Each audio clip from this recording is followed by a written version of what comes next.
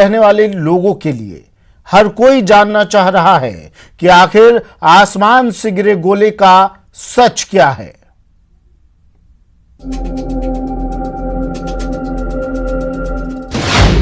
गोला जो आसमान से गिरा है वो है क्या?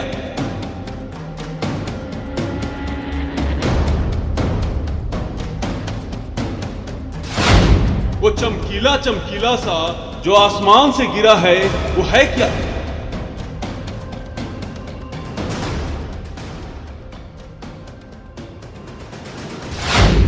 नीला नीला सा गोल पिंड है क्या?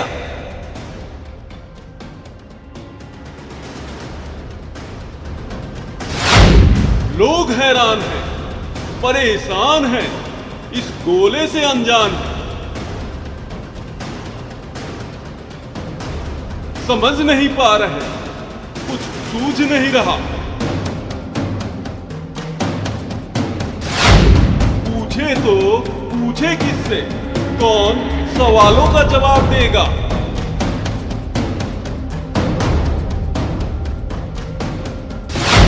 कौन जिज्ञासा शांत करेगा?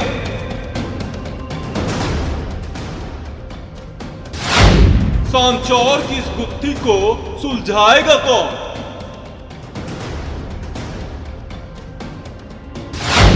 कहीं ये उल्का पिंड तो नहीं जो आसमान से आ गिरा है?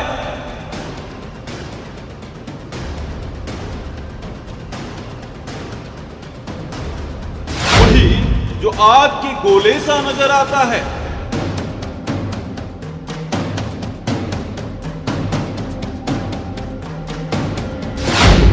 सूर्य के चक्कर लगाता है, पर जमीन पर आया कैसे?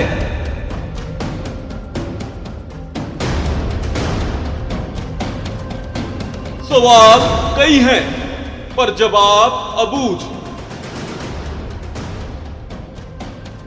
आज हर राज से पर्दा उठेगा, सांचौर का सारा सच सामने आ जाएगा। आसमान से गिरे इस गोले का हर सच सामने आएगा। राजस्थान के जालोर जिले के सांचौर में आसमान से गिरा रहस्यमय धातु के टुकड़े को लेकर कौतूहल बरकरार है। कोई उसे उल्कापिंड का टुकड़ा बता रहा है तो कोई कीमती धातु। हालांकि फिलहाल आधिकारिक तौर पर इसकी पुष्टि नहीं हुई है। आसमान से गिरा रहस्यमय उल्कापिंड, धमाके की आवाज के साथ गिरी धातु।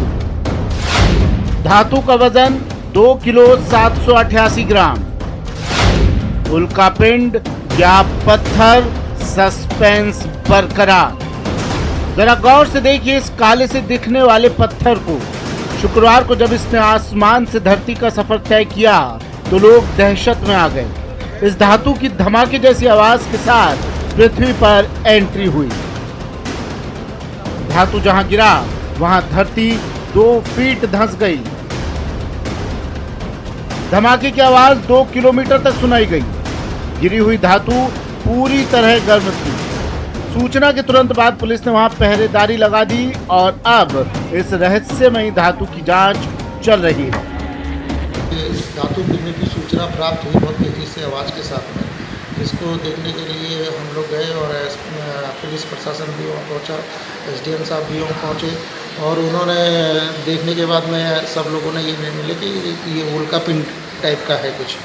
और फिर उसको 1 फीट की ज़मीन के अंदर 1 फीट के अंदर था और लोगों से आसपास के लोगों ने बताया कि बहुत तेज़ी से जलता हुआ ये आया और नीचे गिरा तो बड़े धमाके की आवाज़ हुई। पत्थर नुमा धातु के इस टुकड़े को लोग उल्कापिंड का टुकड़ा बता रहे हैं। सूचना के बाद एक्सपर्ट टीम ने धातु को कब्जे में लेकर इसकी जांच की, जिसमें धातु का वजन 2 किलो 788 ग्राम निकला है। कंप्यूटर और मशीन से जांच में पता चला है कि रहस्यमय धातु की सतह में कई प्रकार के धातुओं की मात्रा मिली हुई है, जिसमें प्लेटिनम 0.05 ग्राम, नायोबियम 0.01 ग्राम, जर्मेनियम 0.02 ग्राम, आयरन 85.86 ग्राम, कैडमियम 0.01 ग्राम। निकेल 10.23 ग्राम जैसे तत्व पाए गए हैं। एक्सपर्ट की राय अभी साफ नहीं है, लेकिन चर्चा है कि इसकी कीमत करोड़ों में हो सकती है। विशेषज्ञों के मुताबिक वैसे आसमान में रोजाना रात को कई बार उल्कापिंड देखे जाते हैं, लेकिन इसमें पृथ्वी पर गिरने वाले पिंडों की संख्या बहुत कम होती है। यदि सांचौर में गिरी धातु उल्कापिंड साबित होती है तो वैज्ञानिक दृष्टि से इसका महत्व ज्यादा है, क्योंकि ये दुर्लभ है। ऐसी धातुओं से विभिन्न ग्रहों इत्यादि के संगठन और संरचना का पता चलता है। फावड़े से उसको रिबन द्वारा वो कर दिया गया, वहाँ जो भीड़ हो गई थी उनको हटा दिया गया वहाँ से। हटाने के बाद में फावड़े के द्वारा उसको निकाला तो 2-3 kg के समथिंग वो धातु थी, लोहे जैसी, जो और काफ़ी गर्म थी। हाथ लगाने से काफ़ी गर्म हो रहा था। फिर उसको थैली वैली में ऐसे करके उसको थाने में लेके गए, थाने के सपोर्ट किया और उसका वेट कराया। वेट कराने के बाद 2 किलो 788 ग्राम उसमें निकला। धरती पर यूं तो हर साल 17,000 से ज्यादा उल्कापिंड टकराते हैं, लेकिन सांचौर में तेज आवाज और धमाके के साथ गिरी रहस्यमयी धातु क्या है, इसकी अभी जांच चल रही है। वैज्ञानिकों की जांच के बाद स्पष्ट हो पाएगा कि जमीन में धंसी मिली ये वस्तु आखिर है क्या। Bureau report, news 18। फिलहाल सस्पेंस बरकरार है कि आसमान से गिरा गोला है क्या ये उल्कापिंड है या कुछ और। चलिए अब हम आपको बताते हैं कि उल्कापिंड होते क्या हैं।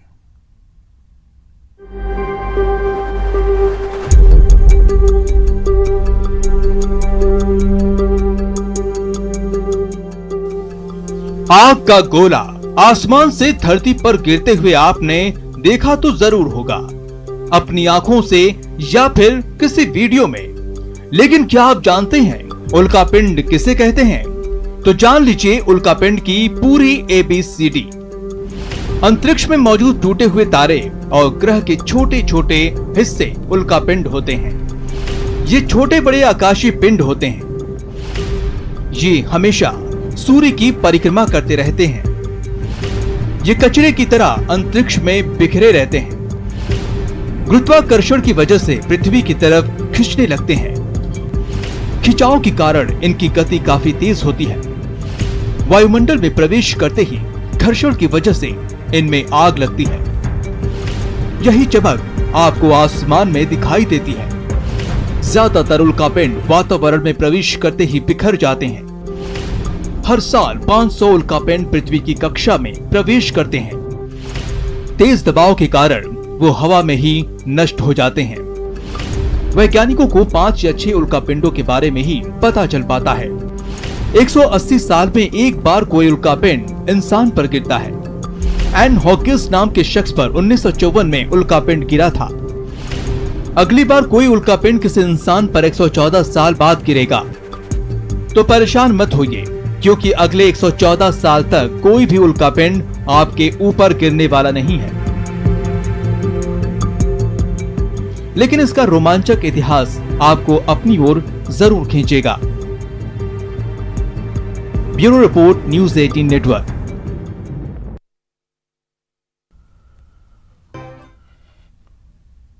ब्रेक के बाद स्वागत है आपका। कोरोना संकट के बीच आज अंतर्राष्ट्रीय योग दिवस भी मनाया जा रहा है, लेकिन कोरोना वायरस के चलते इस बार लोग एक स्थान पर जमा नहीं होंगे। इसके बजाय लोग डिजिटल प्लेटफॉर्म्स और घर पर ही योग दिवस मनाएंगे। योग दिवस के मौके पर पीएम मोदी ने देश को संबोधित किया। पीएम ने कहा कि बच्चे, बड़े, युवा, परिवार के बुजुर्ग सभी जब एक साथ योग के माध्यम से जुड़ते हैं तो पूरे घर में एक ऊर्जा का संचार होता है। इसलिए इस बार का योग दिवस भावनात्मक योग का भी दिन है। 6ठे अंतर्राष्ट्रीय योग दिवस की आप सभी को बहुत बहुत बधाई और शुभकामनाएं। अंतर्राष्ट्रीय योग दिवस का ये दिन एक प्रकार से एकजुटता का दिन है। ये विश्व बंधुत्व के संदेश का दिन है।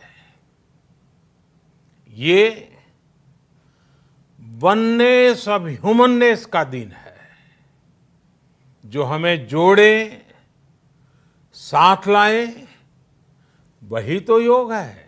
कोरोना के इस संकट के दौरान दुनिया भर के लोगों का my life my yoga video blogging competition में हिस्सा लेना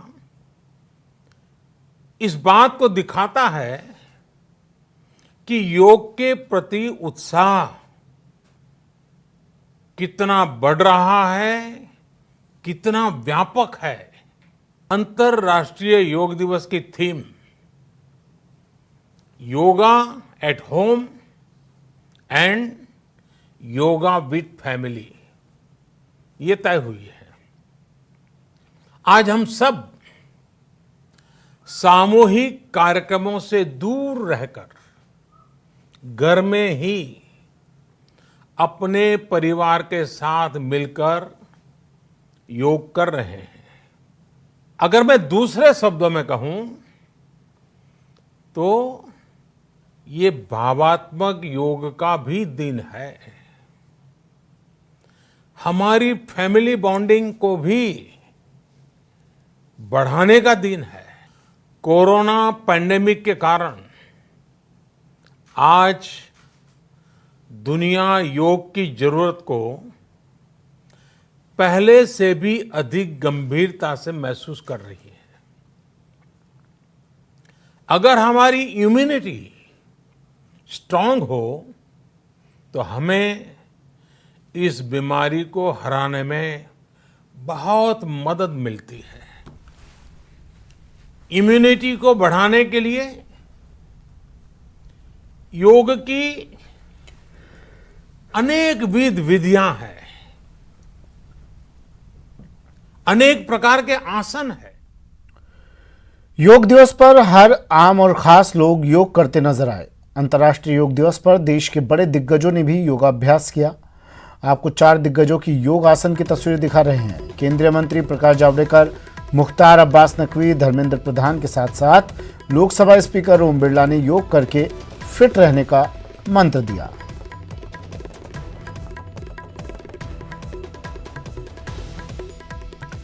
योग को लेकर केंद्रीय मंत्रियों की क्या राय है, ये भी सुन लीजिए।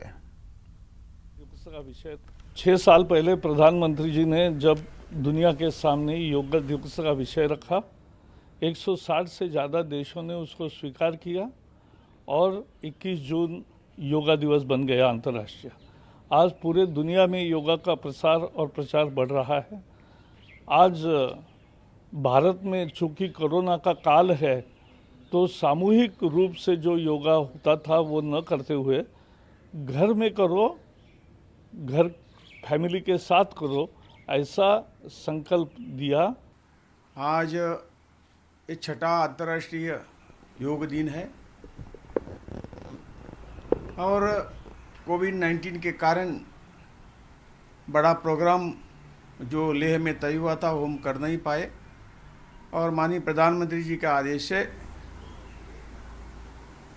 घर घर में योग करने का मौका इस साल हमें मिला और योग घर में भी और फैमिली के साथ भी जो कुछ हमारा घोषवाक्य था, मेरे ख्याल से ये संपूर्ण दुनिया में आज हम खुद देख रहे हैं। एक गिफ्ट हैम्पर है और एक भारत का ऐसा गिफ्ट हैम्पर है जो पूरी दुनिया में शांति, पूरे दुनिया के लोगों की शांति और सेहत को जो है कि गारंटी बनता है। योगा एक ऐसा गोल्डन की है, एक ऐसी गोल्डन की है जो कि सेहत के खजाने तक पहुंचती है और इसलिए जो है वो आप देख रहे हैं कि समाज के सभी लोग योगा को पूरी तरह से मान भी रहे हैं, योगा को जो है अपना करके। पूरी दुनिया में अंतर्राष्ट्रीय योग दिवस के मौके पर योग कार्यक्रमों का आज आयोजन किया गया। इस मौके पर दिल्ली के पुराने किले में केंद्रीय संस्कृति और पर्यटन मंत्री प्रहलाद सिंह पटेल ने कई लोगों के साथ योग किया। इस दौरान सामाजिक दूरी का ध्यान रखा गया। केंद्रीय मंत्री प्रहलाद पटेल ने लोगों से अपने घरों में रहते हुए योग करने की अपील की। साथ ही कहा कि पीएम मोदी ने विश्व को योग दिवस का उपहार दिया है और हमें अपने दैनिक जीवन में योग का अभ्यास करना चाहिए। श्वास भरेंगे एक बार और लेफ्ट से, श्वास भरेंगे। इंटरनेशनल योग दिवस पर भारतीय सेना के जवानों ने भी जगह जगह पर योगाभ्यास किया। 3 तस्वीरें टीवी स्क्रीन पर आपको दिखा रहे हैं। पहली तस्वीर नॉर्थ सिक्किम की है तो दूसरी तस्वीर उत्तराखंड की चमोली की और तीसरी तस्वीर भी उत्तराखंड के वसुधरा की है।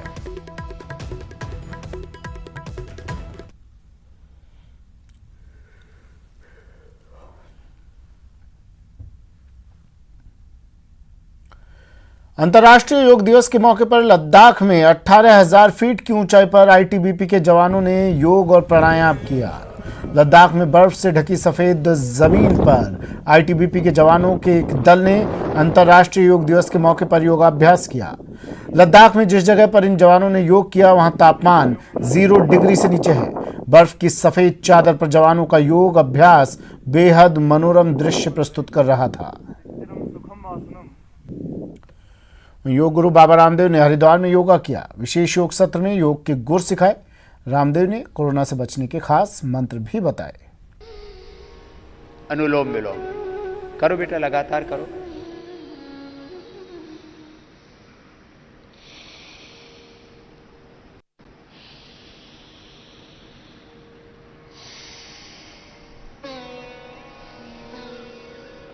पूरे देश और दुनिया के मुसलमान भाई भी कर रहे हैं, ईसाई भी कर रहे हैं, सिख, जैन, बौद्ध, जो ईश्वर को मानते हैं नहीं मानते हैं, आस्तिक है नास्तिक है। आइडियोलॉजी आपकी अलग हो सकती है लेकिन बॉडी तो अलग नहीं है ना। सबके भीतर तन मन तो एक जैसा है, मस्तिष्क तो एक जैसा है, चेतना तो एक ही जैसी है। उसको रूह बोलो, आत्मा बोलो, सोल बोलो, वो तो सब में एक जैसा। कोरोना संकट के दौर में स्वच्छ पानी और उसका प्रबंधन बड़ी समस्या है, खासकर बड़े सामुदायिक परिसर जैसे कि बहुमंजिला इमारतें और अपार्टमेंट्स में। सभी लोगों को उपयोग के लिए साफ पानी पहुंचाना किसी चुनौती से कम नहीं है। ऐसे में पानी के कुशल प्रबंधन में वेनकुआ वाटर मैनेजमेंट सिस्टम बेहद कारगर साबित हो रहा है। हार्पिक न्यूज 18 के मिशन पानी के तहत ये रिपोर्ट देखिए।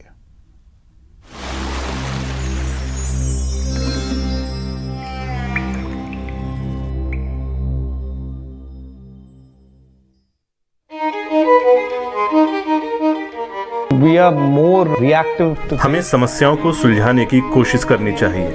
पानी इसका सबसे बड़ा उदाहरण है जिसके समाधान के लिए हमने कुछ नहीं किया। गैस और बिजली के लिए हमारे पास विकल्प हैं, लेकिन पानी का कोई विकल्प नहीं। बारिश के लिए हम भगवान पर निर्भर हैं। 1 महीने की बारिश और हमें पूरा साल उसी से गुजारा करना पड़ता है। पानी नहीं तो कपड़ा धुलेंगे नहीं, खाना पकेगा नहीं और इमारत बनेगी नहीं। इसलिए पानी बचाना बहुत जरूरी है। पानी की मांग तो बढ़ती जाएगी और सप्लाई करने की कोशिश करते रहें, लेकिन इससे समस्या का हल नहीं निकलेगा। जरूरत है कि हम इस मुद्दे पर काम करें और लोगों के नजरिए में बदलाव लाएं। इसी से ही लोग पानी का इस्तेमाल ठीक से करेंगे। अगर आप पानी बचाना चाहते हैं तो आप इसे ढंग से इस्तेमाल करें, पानी को बर्बाद ना करें और सही मात्रा में ही इस्तेमाल करें। हम जल संरक्षण के लिए काम कर रहे हैं। आपके लॉरी टैंकर से लेकर आपके घर के टैंक तक कितना पानी आप इस्तेमाल कर रहे हैं, इसकी जानकारी हम आपको दे सकते हैं। अगर मैं आपसे पूछूं कि आप नहाते समय कितना पानी इस्तेमाल करते हैं, आपकी काम वाली बाई ने कितना लीटर पानी इस्तेमाल किया, या फिर घर में सब मिलकर कितना पानी इस्तेमाल कर रहे हैं, इसकी हमें कोई जानकारी नहीं होगी। लेकिन अब हमारे इस डेटा की मदद से हम लोगों की सोच में बदलाव लाने की कोशिश करेंगे।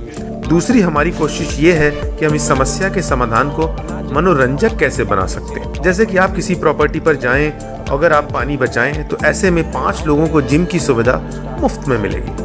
हमारी पूरी कोशिश है कि इस डेटा से हम लोगों की मानसिकता में बदलाव लाएं। हमने लगभग 4 साल पहले ये लगाया था। हमारी सोसाइटी 5 साल पुरानी है और एक ही साल में हमने ये इंस्टॉल कर दिया था। इसको इंस्टॉल करने के बाद ही पानी के टैंकरों की संख्या में गिरावट आई। 136 से 72 टैंकर हो गए। इसके अलावा लागत भी लगभग आधी हो गई। Now we are reduced to 50% so that we are saving for our future.